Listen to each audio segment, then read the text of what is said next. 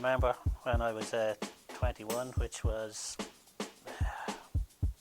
1977, being in this pub and drank too much as usual and ended up in the toilet getting sick and saying to myself, there has to be more to life than this, but I just didn't know what it was. Never really cared about anything. I used to listen to a lot of music.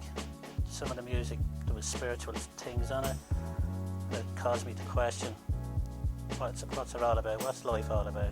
I was 21 years of age and had nothing to show for it, not in a material sense even, but in any sense might as well never have existed.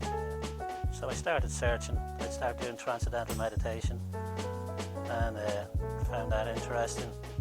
I read the Bhagavad Gita, which is a book that Hare Krishna's had as well, questioning that, and I was searching.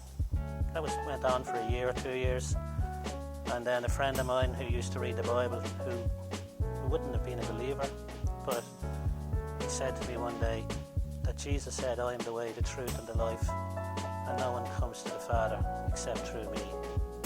And it was just like, I knew if that was true, I was a goner, because Jesus was just a swear word to me. He meant nothing to me. So that led on, and I bought a Bible. Never read a Bible in my life before. Bought a Bible, started reading it, and met up with my friend who wasn't a believer, but he read the Bible as well. And I was into reincarnation and everything. And I went into this Christian bookshop, and I was arguing with the guy in the shop, and basically he said to me, whatever happened to Krishna? He never rose from the dead. Jesus rose from the dead. So that really stopped me in my tracks to really think about who is Jesus and what difference does he make to me. And then he quoted me that famous verse, John 3:16, where Jesus said, for God so loved the world that he gave his only begotten Son, that whosoever believes in him shall not perish but have everlasting life. And just the thought that Jesus could love me, that he would die on the cross for my sins, just blew me away. So again, I studied with my friend, started going to different Christian meetings, finding out a little bit more, and realised that Jesus really was the way, the truth and the life, and that he really did love me. And I knew I was a sinner. I had no problem admitting my sin. I knew I was. And just to know that my sins could be forgiven by trusting in him, what he did, not anything I could do, because there was nothing I could do except sin. And so around that time, then I realised that I put my trust in him and asked Jesus into my life to save me, to keep me. The guy used to give the example of what it means to believe, about the story, a well-known story about this tightrope walker who used to walk across a tightrope in the Niagara Falls, and all the people were watching him, and he walked over and back, and then he got a wheelbarrow and wheeled the wheelbarrow over and back, and he said to the crowd, do you believe I could wheel someone over this? And they all said yes.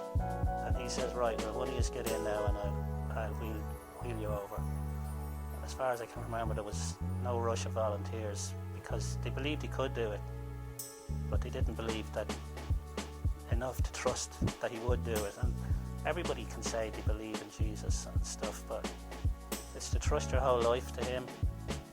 I suppose it was easy for me to become a believer because I knew I wasn't a good person.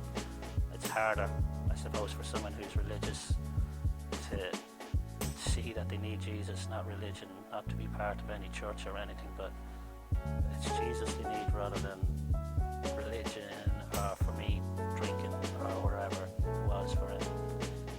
And anyway, ever since that day, life has moved on, and that's, for me, that's 39 years ago, and I still struggle with stuff today, can still struggle with sin, but the one thing that I do know is that Jesus is the answer for me.